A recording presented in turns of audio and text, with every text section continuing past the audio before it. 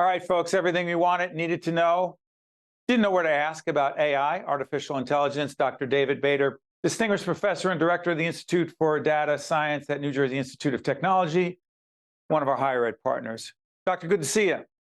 Good to see you too, Steve. I'd love to talk about AI. Good. 30 seconds or less. What the heck is it? AI is a fantastic tool that can learn a lot from data and then be able to help us by using that data to improve our lives. Okay, got it. You got a bunch of people around here in our production team freaking out, asking the question, am I going to lose my job to AI? Well, how do you talk to those folks? Including, by the way, I'm worried about myself too. Go ahead. You're not replaceable, Steve, so you have nothing to worry about.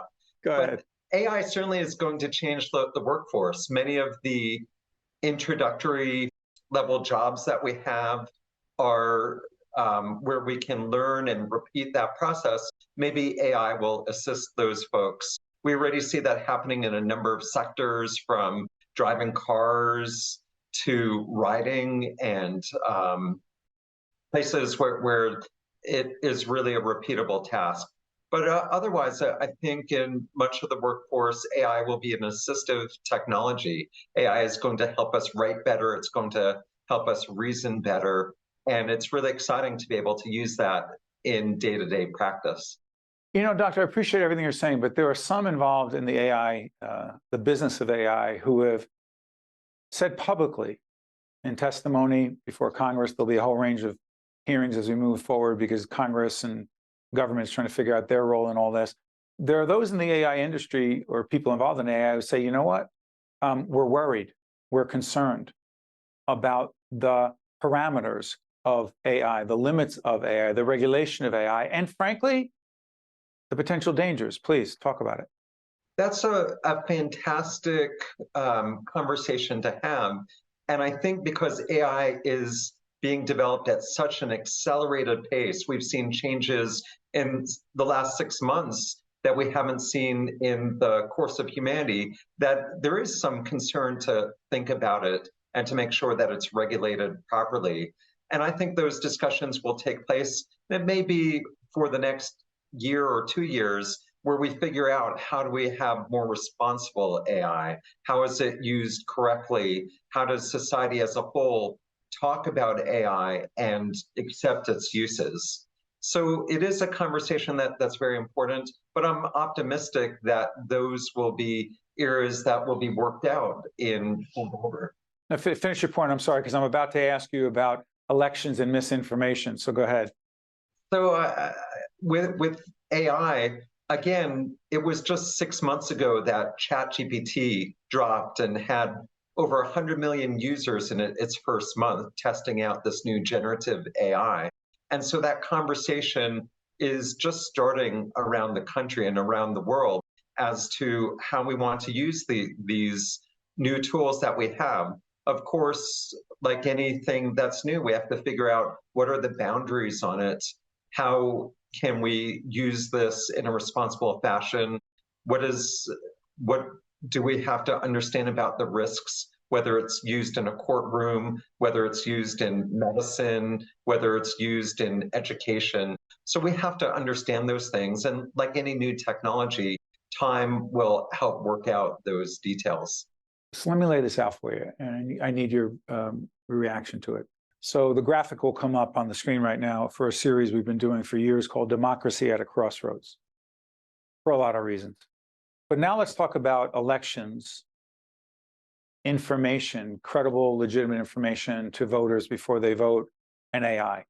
If artificial intelligence has the ability to have Joe Biden or Donald Trump or anyone else running for major office to not actually use a quote from them directly, but put a 30-second spot together on broadcast and a whole range of social media, digital platforms, in which it manufactures what that person said or did and puts it out as information for voters to decide before they vote, but it's false, it's been manufactured through AI, it's misinformation. How the heck do we manage that? That is a real threat. And I agree with you. That's one of the biggest concerns that we have with upholding our democracy and understanding information and disinformation. There are many bad actors out there who are working on that right now. That's happened in the past. And I think AI enables that to happen at an even greater rate going into the future. So we have to combat that. I think that takes some work in cybersecurity, for instance, what we do at New Jersey Institute of Technology and the great universities around the state of New Jersey are working on ways to detect, to combat it, and also to prevent that type of disinformation from spreading. So humans naturally believe video in ways that is more natural than, say, printed text. And so when you see a video, it's very natural to believe that it's real. And this generative AI, as you mentioned, can generate real voices, real imagery that is nearly impossible to detect from the original.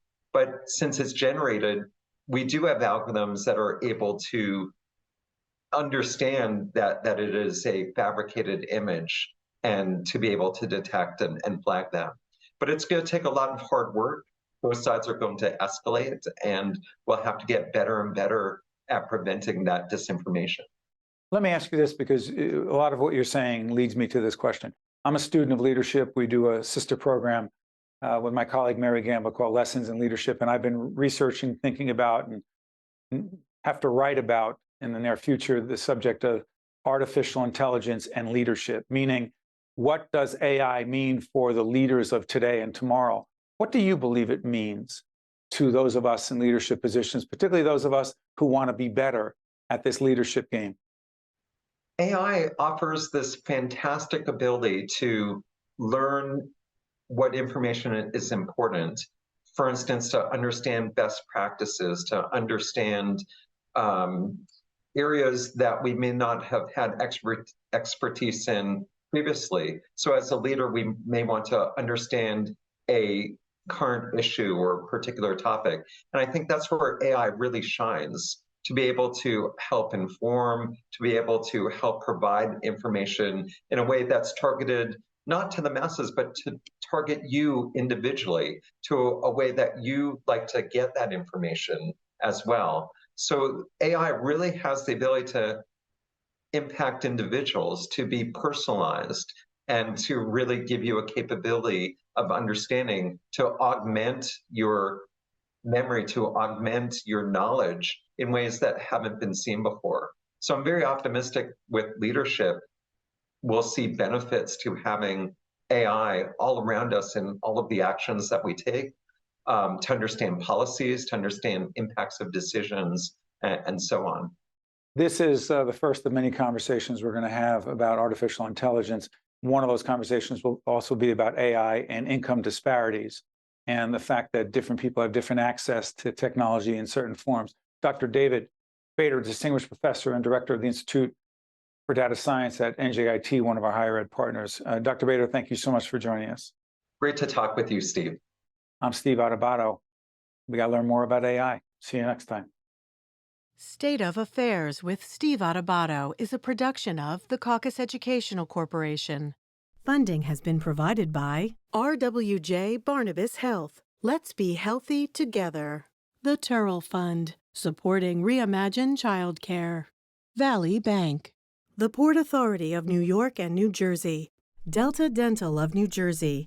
Choose New Jersey. NJ Best. The North Ward Center. And by PSE&G. Promotional support provided by Meadowlands Chamber. And by NJ Biz. At the Turrell Fund, we know childcare creates transformative early learning experiences for young children and helps families succeed.